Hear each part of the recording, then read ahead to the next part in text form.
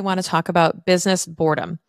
And this is something that a lot of people are struggling with and that I've talked to a lot of entrepreneurs about, especially in mastermind communities and group coaching programs that I've been in and also that I've coached in.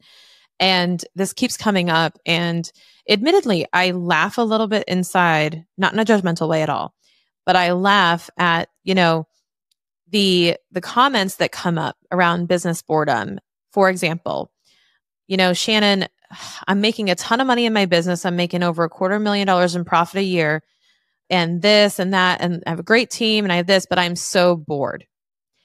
And I kind of giggle and I'm like, well, this is kind of what we signed up for. Like, isn't this all the goals that you had, right?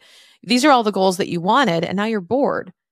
You once prayed for this and now you're saying you're bored.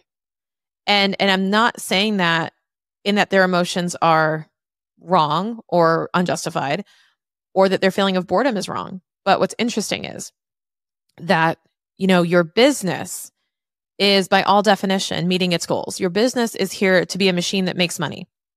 And if you are bored or have a boring business, my blunt answer to that is your business is not meant to entertain you. Your business is not really meant to be the thing that you have fun passing the time doing. And that may be hard to hear because you want it to be fun. You want to enjoy it. You want to show up every day loving your clients, loving the acts of service that you do, loving the product you put out there. And you should. But there will come a time when it bores you. There will come a time when you go, yeah, it's great. It's making good money, but it's not exciting anymore. It's like a relationship.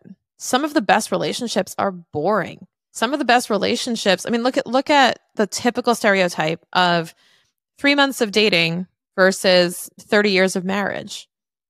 It's more exciting when it's new, it's fresh, it's challenging.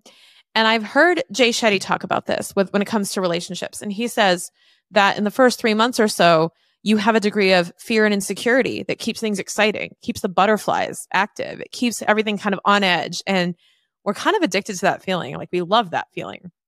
We like to chase. We like the feeling of wanting.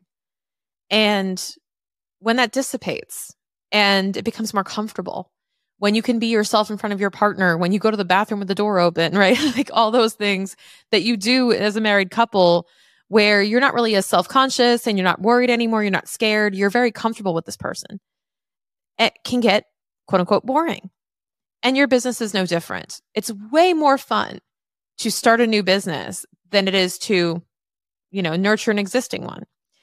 But I would challenge the thought that, well, I'm bored, so therefore I should sell the business, stop, close the doors, do whatever, and deviate my attention elsewhere. I will hesitate on that because I will tell you, so many people that I know built amazing businesses in 2020, but they were doing it as a form of fun for themselves. They were doing it to generate money, spending all the money that came in, and they had a great way to earn income, but they got bored and they said, I'm just not going to do that anymore. Understand that even if you hit a point in your business where you're actually bored and you don't want to do it anymore, and I'm not telling you to do something that's not on your heart, you can have options. You can sell the business. You can pass it on to an employee.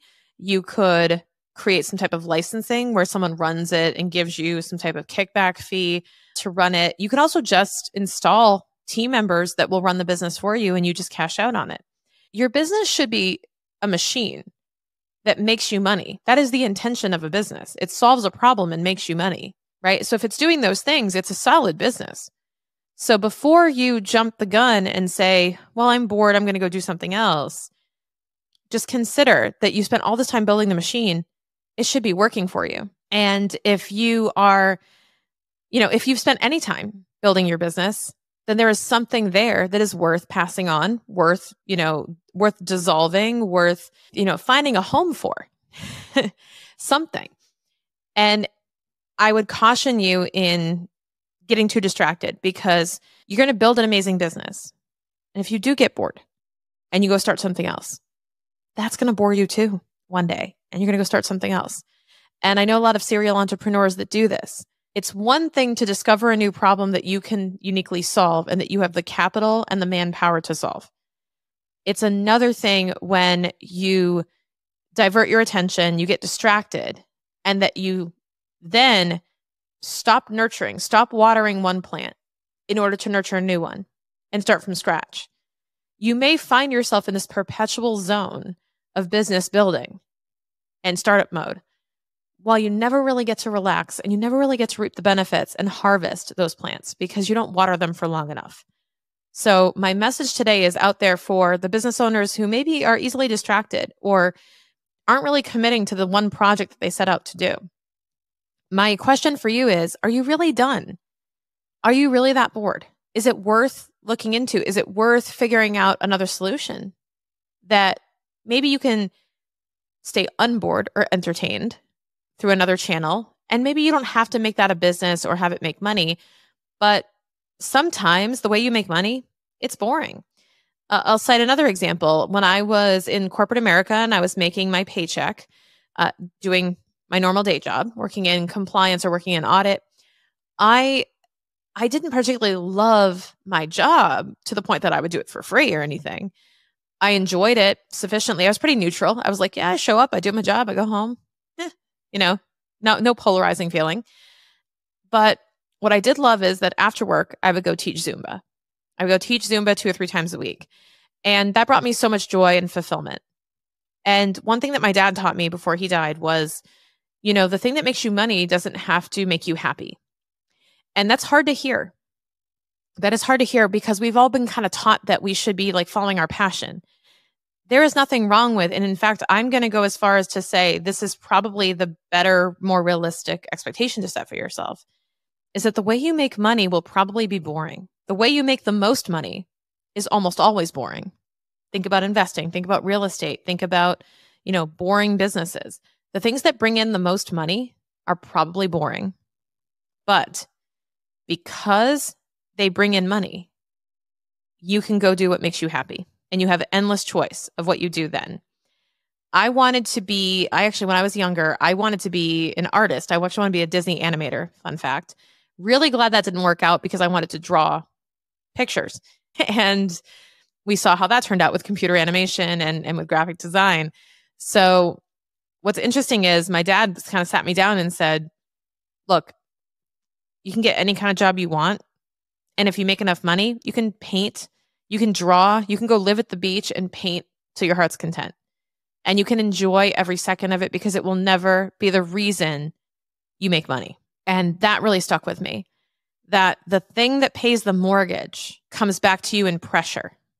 Because now you're doing what you love, but now you associate what you love with something that adds pressure to you financially.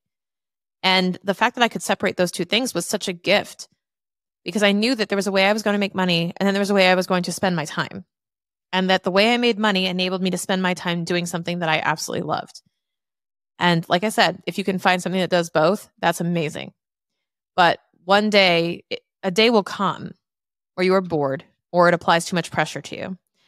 And then you're going to start negatively associating the thing that you've built with those emotions. And I don't want that for you. I don't want you to get bored. I don't want you to hit a wall in your business where you feel like you can't go on. I want you to seriously consider, though, if you are feeling bored, why? Is it curable? Will it stop just by starting something new, or will it just come back again? And if this is a constant cycle, then I would ask you if this is really worth stopping, if the business is working well for you. And just remember what the business is there for. And if you have a valuable business, you have a lot more choices in the things you can do and the options that you have. So consider that and make mindful decisions about how you want to proceed with your business, not on the grounds of how you're temporarily feeling, but on the potential that it has to serve you for the future.